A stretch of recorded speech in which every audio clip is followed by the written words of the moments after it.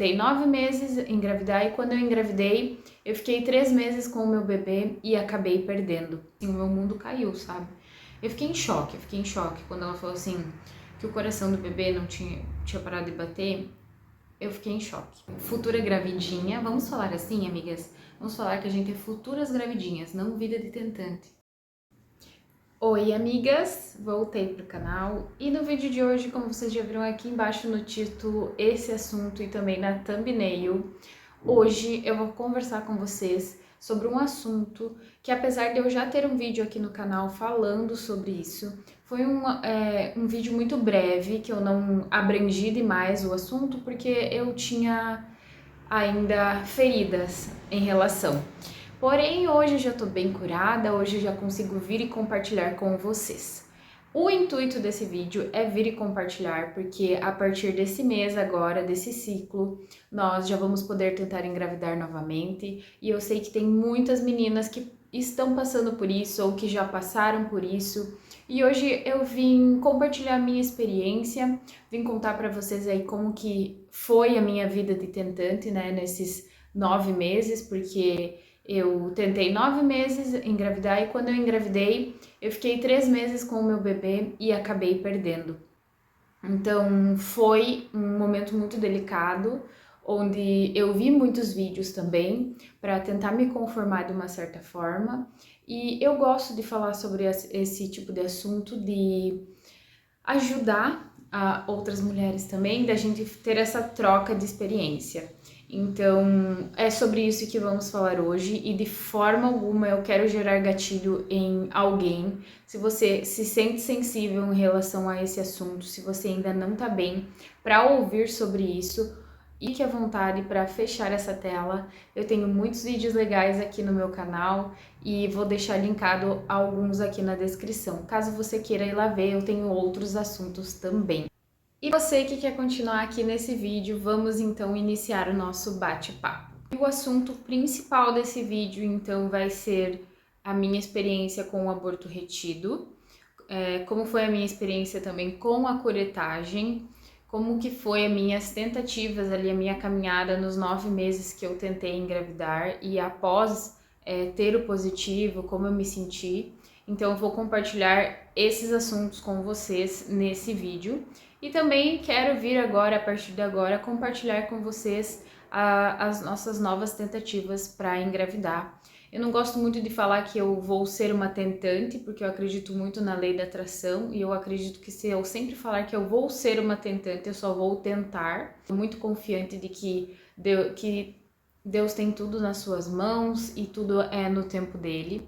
Mas eu quero vir compartilhar com vocês porque eu sei que tem muitas meninas aí passando por isso também e eu acredito que seja muito legal a troca de experiência, como eu já falei, e também a gente se ajudar sempre com palavras positivas. Então eu vou começar contando para vocês como foi que a gente decidiu engravidar a primeira vez. Eu e o Zé, como algumas de vocês já sabem, estamos aí há 7 anos juntos, esse ano a gente vai completar 8 anos e em 2022 nós começamos a conversar mais sobre esse assunto.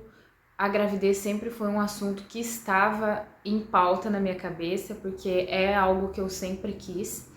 E aí a gente conversou em 2022 em relação a isso e em novembro eu parei de tomar anticoncepcional. Para quem não sabe, eu já tive um cisto no ovário, também vou deixar aqui nos cards onde eu comentei sobre isso. Mas isso não era algo que me preocupava, eu achava de coração que eu conseguiria engravidar muito rápido, porque as mulheres na minha família sempre tiveram uma fertilidade muito grande. A minha irmã tem 4 filhos, a minha mãe teve 5 filhos comigo, a minha avó teve muitos filhos, então eu achava realmente que seria algo fácil, que seria na primeira tentativa. Começando então em novembro do ano de 2022, foi quando eu parei de tomar anticoncepcional e ali a gente já começou a tentar engravidar. Eu confesso que por eu ter essa confiança assim muito grande de que eu conseguiria engravidar, eu não cuidava período fértil, eu não cuidava se eu estava na semana do período fértil. Então a gente começou a praticar sem pretensão de cuidar mesmo, de fazer nos dias certos. E aí então foi 1 mês, 2 meses, 3 meses, e apesar de eu ter muita confiança, eu também tava desligada disso, sabe? Eu não ficava muito focada só nisso, eu não pensava assim, nossa, hoje a gente vai tentar e eu vou engravidar. Então, apesar de eu ter muita confiança de que eu iria engravidar rápido, eu não fui uma tentante muito ansiosa, assim, sabe? Que fazia teste todo mês, que tava ali sempre achando que tinha engravidado naquele momento. Eu sei que é muito difícil lidar com isso e eu jamais iria julgar vocês, mas eu não fui esse tipo de tentante.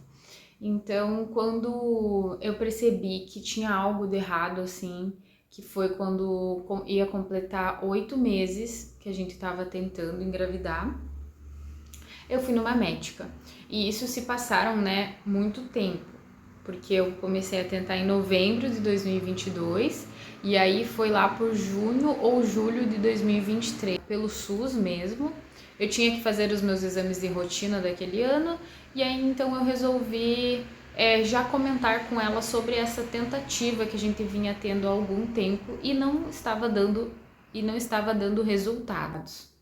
E aí então a médica foi maravilhosa, tanto que depois, no futuro, ela veio se tornar a minha obstetra, mesmo quando eu engravidei.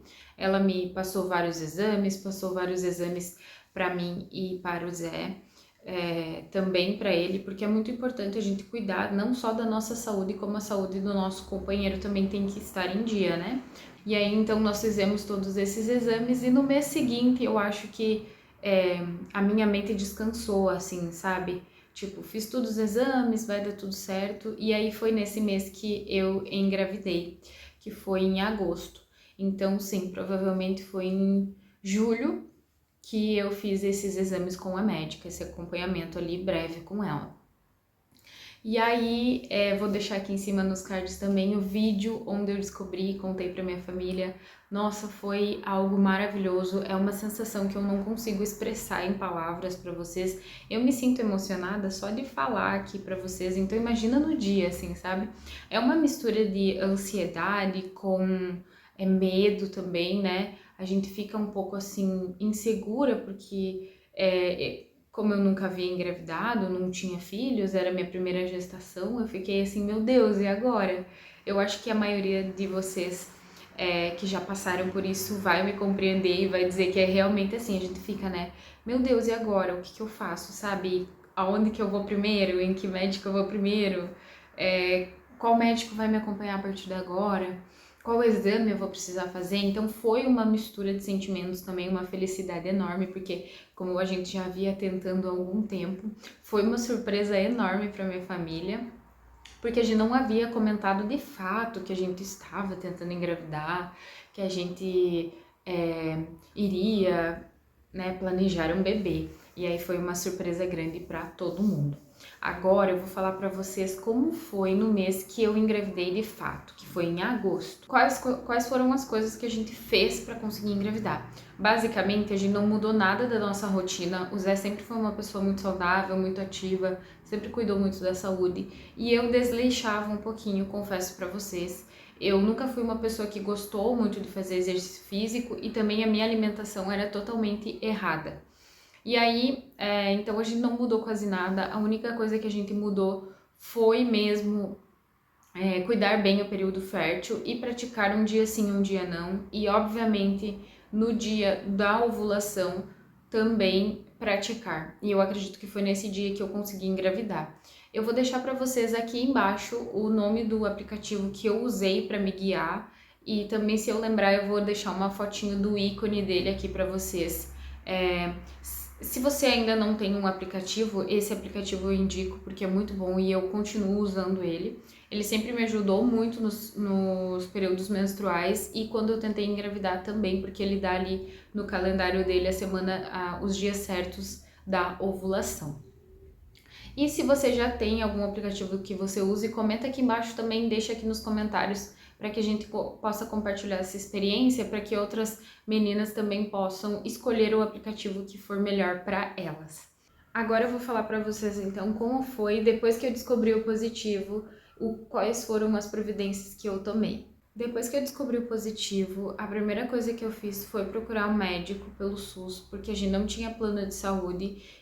Fui então até o posto de saúde, marquei a consulta pré-natal e, para minha surpresa, não era uma médica obstetra que ia me acompanhar, e sim uma médica clínica geral que ela ia me dar as instruções e ia me aconselhar no meu pré-natal até que desse um determinado tempo de gestação. Aí sim eu seria encaminhado para um obstetra que não era da minha cidade, porque não tem obstetra na minha cidade, então seria de uma cidade vizinha. E depois que eu compartilhei isso aqui no canal, eu percebi que muitas pessoas também não tiveram um acompanhamento pelo SUS com o médico obstetra, e algumas cidades havia a pessoa que aconselha no pré-natal era até enfermeiras. Não foi isso que me fez parar de ir no posto de saúde e fazer o acompanhamento pré-natal pelo SUS, mas houve um pequeno detalhe nessa trajetória em que eu fui fazer meu primeiro ultrassom e não apareceu o embrião. Foi o meu primeiro susto nessa gestação. Não apareceu o embrião, eu só tinha o saco gestacional, o anel vitelínico. O meu embriãozinho ainda não tinha se desenvolvido bem. Naquela época, o médico até me aconselhou esperar mais um tempo para que pudesse se desenvolver, porque caso não se desenvolvesse, seria uma gravidez anembrionária. Se eu não me engano, gente, me perdoem se eu tô falando errado. Então aquilo foi o meu primeiro susto. Quem passou, eu sei que algumas mulheres depois, porque assim, depois que a gente começa a compartilhar experiências em relação à nossa gestação e as peculiaridades que tem em cada gestação, a gente vê que as coisas começam, que as coisas são mais comuns, né? Que não são assim tão surreais como a gente imagina, porque eu nunca tinha visto nenhuma mulher do meu ciclo próximo que tivesse feito o primeiro ultrassom e que não tivesse aparecido o embrião. Para mim isso era muito errado e que tinha algum problema com o meu bebê, então eu fiquei muito assustada. E aí depois que eu vim aqui no canal também, eu vi que muitas meninas tinham passado por isso. Fui procurar também vídeos no YouTube que me trouxessem uma clareza maior e vi que muitas pessoas passam por isso. Então é por isso que eu acho que é importante essa troca de experiência. Após eu ter tido esse susto, eu comecei a ter um acompanhamento com uma médica particular, que foi a médica que me atendeu quando eu estava tentando engravidar. Então agora eu acho que ligou todos os pontos que eu queria. E aí depois que eu comecei a ter o acompanhamento com essa médica, a gente veio e conseguiu ver, eu vou deixar aqui nos cards também o vídeo em que eu falo sobre esse assunto, sobre não ter ouvido o coração do bebê. E aí depois a gente conseguiu ouvir o coração do bebê, ele se desenvolveu muito e o embrião, ele desenvolve muito rápido de uma semana para outra, e isso é muito doido. Isso é uma coisa que me deixa impressionada e que me faz acreditar muito que Deus é real, sabe? Porque isso é uma coisa muito divina, assim. A vida em si, ela é uma coisa incrível. Gente, é muito louco. É uma experiência muito maravilhosa, assim. E aí depois que eu comecei a ter esse acompanhamento, foi no primeiro mês ainda, se eu não me engano, eu estava de 9 semanas quando eu comecei a ter acompanhamento com essa médica. Gente, eu não guardei os dados, mas se eu não me engano era 9 semanas. Dei uma pausa aqui nas gravações para eu verificar, para eu ter certeza do que eu vou falar para vocês agora. Eu fiz 2 acompanhamentos só com a médica particular, que foi em outubro e novembro. E aí, em novembro, eu tive a minha perda, né? Como eu descobri que o coração do meu bebê não batia mais. Eu não tive sangramento, eu não tive dores, eu não senti nada de diferente.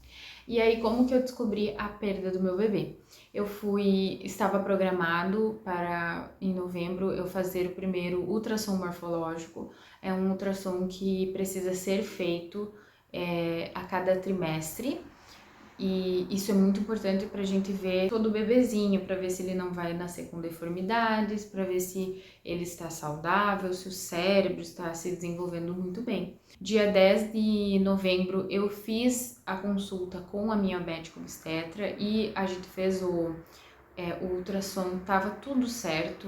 O bebezinho estava se mexendo muito, a gente conseguiu ver as mãozinhas, os pezinhos. E aí tava tudo bem até então. A ultrassonografia morfológica estava prevista para o final de novembro, que seria quando eu ia completar 13 semanas. Não, eu ia completar 14 semanas, entre 13 e 14 semanas.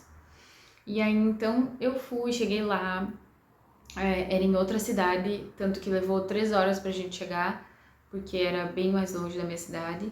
Aí chegamos lá naquela ansiedade, porque ia dar pra ver o sexo, né? A médica que faz o ultrassom morfológico aqui na minha região é muito boa, ela sempre acerta o sexo do bebê, então eu tava nessa ansiedade de ver o que seria, né? Se seria uma menininha ou um menininho.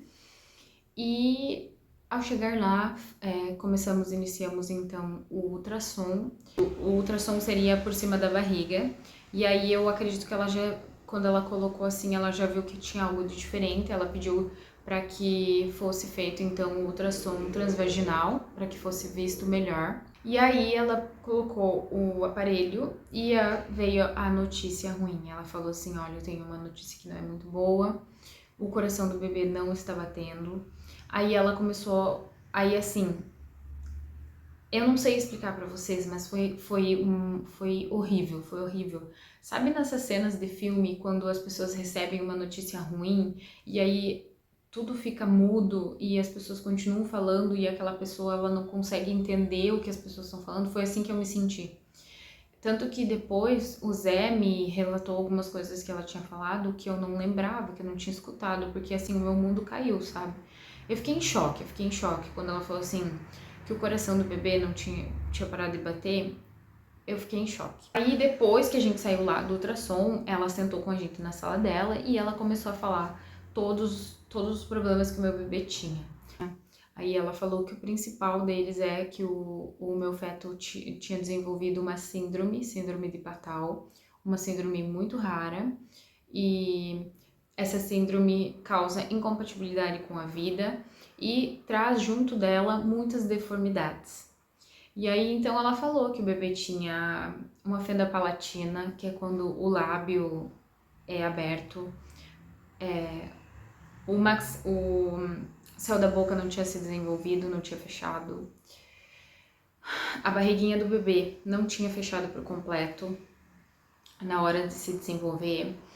E que mais? O cérebro também não tinha se desenvolvido. Enfim, diversas deformidades.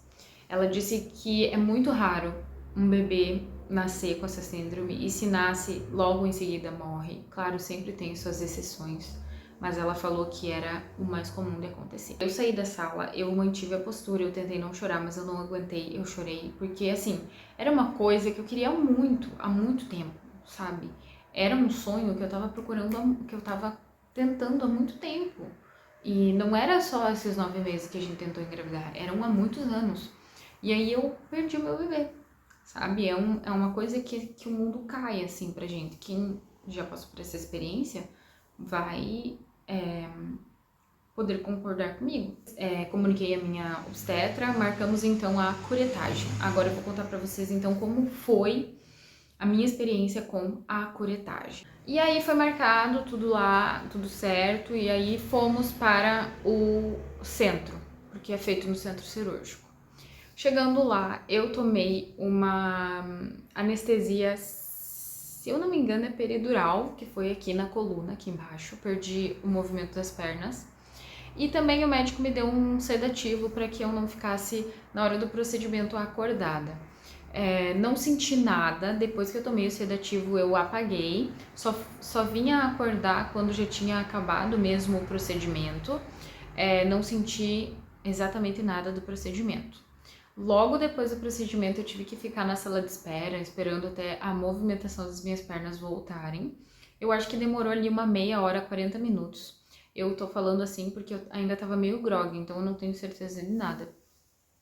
Mas eu acredito que tenha sido isso. E aí, chegando no quarto, veio o enfermeiro, me pediu se eu tava tudo bem, me informou de que eu teria sangramento, mas que o normal era não sangrar muito, mas que iria sangrar por algum tempo, porque tinha sido feita a raspagem do meu útero. Depois, eu acho que foi uma hora depois, assim, 1h30 depois, 1h40, eu já pude fazer xixi, já pude tomar banho. Foi um procedimento super simples, assim, que não me causou muita demora na recuperação, sabe?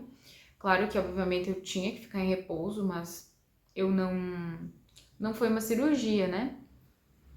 Vamos aos sentimentos, né? O que eu senti. Quando eu saí, assim, da sala de cirurgia, um tempinho depois, caiu a ficha, sabe?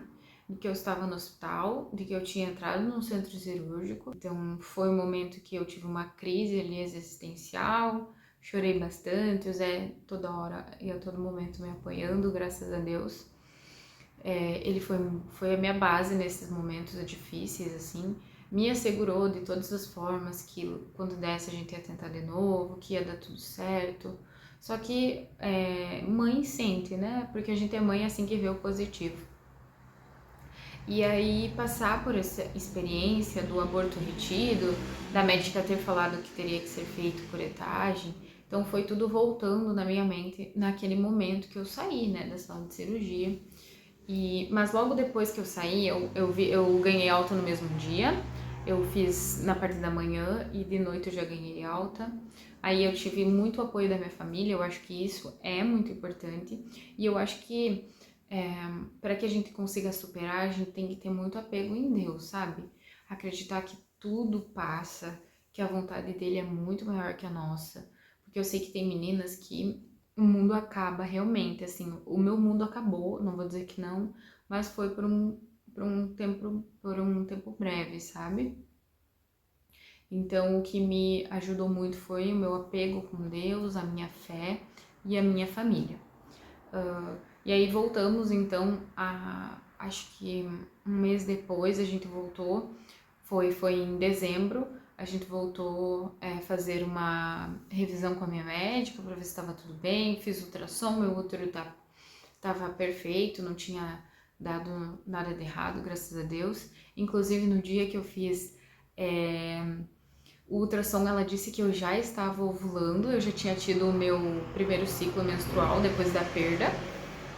Então ela disse que eu já estava ovulando novamente, então eu fiquei muito feliz que estava tudo certo, que está tudo certo. E aí ela me falou então que eu teria aí 3 meses pela frente para ter a recuperação toda do útero, né? Para que então eu pudesse engravidar novamente. E aí agora é o ciclo em que a gente pode tentar engravidar novamente. Então, das experiências que eu tive na primeira gestação, na primeira tentativa de engravidar, eu tirei algumas experiências que me trouxeram muito aprendizado. A primeira delas é que eu vou cuidar da minha saúde muito, muito, muito, muito, para que o meu óvulo seja muito forte, para que ele seja saudável. O Zé também sempre foi uma pessoa que se cuidou muito, então nós dois estamos nos apoiando, nos ajudando, porque os dois, o espermatozoide e o óvulo, tem que ser saudável, tem que dar tudo certo. E como eu tive essa perda por causa de uma síndrome, eu tenho um pouquinho de medo, apesar da médica falar que não foi culpa minha, não é culpa de ninguém, não é culpa de nada que eu tenha feito de errado. É um acaso, assim, é um acaso, então foi algo que eu não poderia evitar. Mas, enfim, eu quero procurar ter uma vida muito mais saudável agora. Tanto que eu já pratico exercício físico. Agora eu estou em repouso porque eu machuquei meu pé, mas eu pratico exercício físico, faço caminhada, faço crossfit. Tô cuidando mais da minha saúde, tô evitando cafeína. Eu gostava muito, muito, muito de tomar café. E café dá uma atrapalhada aí na hora de tentar engravidar. Então, eu tô cuidando bastante na cafeína, tô diminuindo.